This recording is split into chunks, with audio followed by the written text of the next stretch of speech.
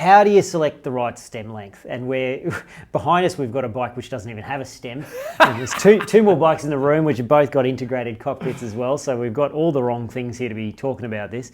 So how do you choose the right stem length, or how do you know when your stem is too long or too short? This is quite a tricky topic to talk about, but I'll try and simplify it a little bit. Now, the rabbit holes within rabbit holes, most of these start out presupposing that you've got the back end of the bike correct. And this is, again, we could talk for hours about, setting all this up, and we have done in previous videos. But let's assume for a moment that your seat height, your setback, your Q factor is pretty good. You've got the cleat position roughly in the right spot. Your pedal stroke is nice and controlled. You've got reasonable weight distribution on the bike without throwing way too much weight forward over the front end or being too far back. So we'll presuppose that the back half of the bike is pretty well set up. What things could you be feeling which would indicate that you may have a problem with your stem length? Now, the stuff that you'd think is pretty obvious is all things to do with your hands, right? So if you feel like you're constantly trying to, for example, get into the drops all the time, and go out, because as you move your hands down into the drops, you'll drop your torso down and your hand will move further away a little bit than what it is when it's in the hood. If you find yourself wanting to ride in the drops a lot, it can be a sign that your stem is too short, right? If you find yourself gravitating your hand onto the top of the hood and dropping your elbow horizontal to the ground a lot, in preference to riding in the hood, because the hood feels a bit too close to you, like your triceps are getting a bit loaded because it's a bit scrunched up.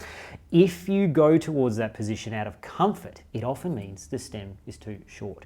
This will often also manifest basically as tricep fatigue when you're in the hoods. So if you're riding up on your hoods a lot and you constantly feel like you're pushing out into the hood a lot and your tricep is getting quite tired from extending your elbow, very good indicator. You've been going to the gym, haven't you, Neil? I can tell. I'm just flexing a lot here as we do this. Yeah, getting jacked, mate, getting jacked. So if you find yourself constantly pushing away with your tricep, it's often a sign that the reach is a bit too short. A good thing to do here is also to look at your shoulder posture with some video. So set yourself up on a trainer, pedal at an FTP style load, get someone with a camera phone to video you from the side. Shoulder posture is how I sort of mainly determine stem length for people in the clinic, but I'm standing on the outside looking in, so you can't do that with yourself. You've got to video yourself, right? Or have a massive mirror if you've got one. But essentially the shoulder posture that you're looking for is when you're riding on the hoods at an FTP style wattage, so a sustainable effort that's nonetheless fairly hard, you're looking to see things like this. If you get what we call protraction of the scapulars around your chest wall, where the scapula moves around the chest wall, you're probably too long, right? So the protraction of the scapulars means that you're subconsciously trying to make your arms longer, right? This is a pretty good indication that you might want to think about shortening the stem. You're looking for a reasonably, what we call a neutral shoulder position. Now you will feel this if you're on the bike or if you just do it yourself.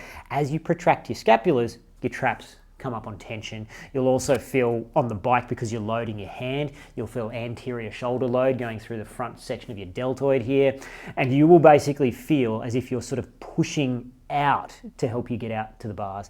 Another indicator will be that your elbows are locking out. If it's really long, you'll just, and this is very indicative, this sort of shoulder posture, very indicative of something that's too long. So pretty straightforward. If you've got a lot of this and you find yourself gravitating your hand off the hood all the time and sitting back here instead of in the hood, it's usually an indication that the reach is 10 to 20 millimeters too long. So if you constantly gravitate your hand here rather than being out in the hood, the reach is probably too long. So that's another subtle indicator out that you'll feel out on the road, is that you don't want to ride constantly with your hand in the hood. You want to just bring it back and sit it there preferentially. And when you go into the hood, it feels like it's too stretched out. So those are the indicators, is the shoulder posture when it's too long, the elbow, and the feeling of wanting to gravitate your hand back off the hood. If it's too short, you will get things like what we spoke about before, excess tricep fatigue, feeling like you're wanting to push your hands away all the time. You'll feel like you want to sit up on top, like an aero tuck position almost, what I call the joystick position on the hood, where you're holding the hood like this. You'll feel like you want to sit like that preferentially to being in here, because when you're in the hoods, your triceps get really tired. Almost always an indication that the reach is too short and you want to go longer in the stem. So what's the sensation you should be aiming for? Yeah, That's where you're about to go to. What's the sweet spot? The sweet spot. The sweet spot is when you can ride for very long periods in the hoods and not get any of those things. Okay. So you should have a bent elbow, no excess anterior deltoid sort of load, so no sense of pain or fatigue, no sense of major pain or fatigue in your traps, and also through the pec and the tricep. The tricep is often the first indicator that it's too short. The anterior deltoid and the traps are a sign that it's too long when they start to get overloaded a lot of the time. So feeling this out and then looking at your posture in a mirror or with a camera phone is a really good way of doing it. You want to aim for a gentle, relaxed, what we call a neutral shoulder position. So hopefully you're not like this and you're not trying to drop your torso forward between your shoulder blades, which can be a sign that it's too short.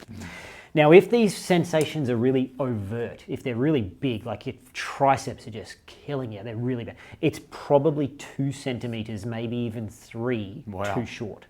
If it's Have you seen that? 3 centimeters? Occasionally. Yeah, wow. Yeah, Okay. yeah. Occasionally, it does happen. And these people they just ride up on the hood, like out on the joystick position with their hand like tucked inside the line of the hood all the time. And that's how they ride. And they go, oh yeah, I can put it there, but I prefer it out there. And it's just a sign that the bar is way too close to them. And they've never thought, I wonder if I should try a 130 millimeter step, if they're on a 100, because it feels like an enormous jump. But if you've got really overt discomfort, you probably want to move the stem length 2 centimeters, maybe 3, right, as a test. Now, this is all easy to say when you're in my clinic, because we just pull out a stem, change it in 5 minutes, and then test it and go, actually, you need another centimeter, and then we go again. So we can change it easily. If you're playing along at home, each time you've got to buy a different stem. Try and borrow some if you've got some mates with old stems lying around, and test. Test is the best way of doing it, always. So look for the neutral shoulder position, look for the slightly bent elbow position. Obviously, when you tuck into an aero tuck, you're going to get much more vertical with your humerus, and your included elbow angle, as you would call it, is going to get quite a lot lower. So if you ride in low aero tucks a lot, you might want to go slightly longer than you would think so that you're not too cramped up and it doesn't shorten up your torso and restrict your breathing and that sort of stuff. So look for those areas of discomfort. Anterior deltoid, tricep, indicating that the reach is way too long or too short, and trapezius. And then marry that up with what you can see on the phone footage of yourself on the trainer. And if it looks, it's probably too long.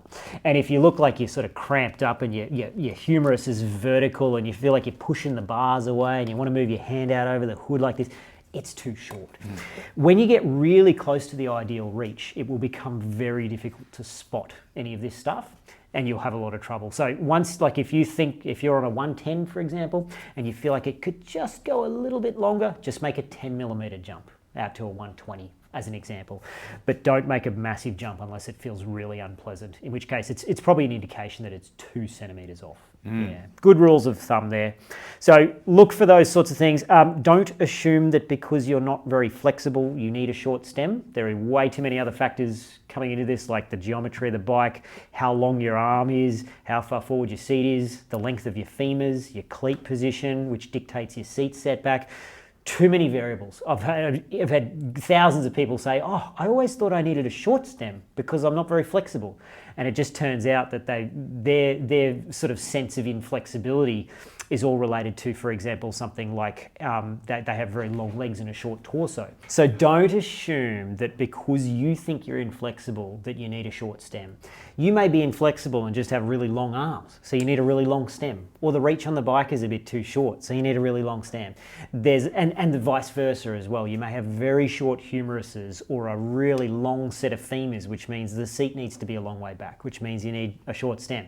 A lot of other factors which come into it. So don't look at your body type and think that I need a long stem or a short stem because of this.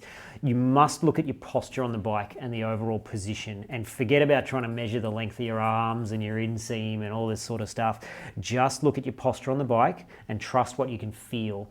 And then try and find someone with some stems that you can swap and change onto your bike and do a bit of testing yourself. Yep. Because the best test is always to give it a try and see what happens. Does it need to be borderline perfect for most people? I'll give you an example. So I can kind of go within 10 mils, I reckon I could do a 100 mil stem or 110 on the BMC over there, and I'd probably be okay. Is that the same for most people? It is the same for most people, Okay. yeah. There's a range of acceptability. Okay. And the range is fairly tight if you want it to be like as perfect as it can be, but everything is a compromise. You must remember this with the reach on the bike. When you're sitting upright and cruising along at 150 watts, you will probably feel as if the stem could be a little bit shorter. When you're going flat strap in a bunch ride in an aero tuck at, rotating turns at 50 k's an hour or whatever, you may feel like the stem is a bit short because you're operating in a completely different torso angulation, and therefore your reach is changing dynamically by 5 or 10 centimeters. Your hands are moving down and out huge distances when you tuck down into an aero tuck. So everything is a compromise on a bike. We always want to have a mixture of the two, which are okay. But you will always feel when you do those long endurance rides like, maybe it could be a bit shorter, and vice versa. But you're right, there is a kind of a zone where you'll be okay. And that zone is usually about a 10 millimeter zone for most people. So for example, if you've got a 90, you'll be okay. And if it's an 80, you'll also be okay. Yep. And if it's a 100 and a 110, you'll be okay. There's a zone. Good to know. Absolutely. Yeah, so people don't have to get pedantic about it. Yeah, people on the internet love being pedantic. They do. But you need to be moderately pedantic, but not extraordinarily pedantic. Okay, that's good to know. Yeah. So you've usually got about a 10 mil range you can work with.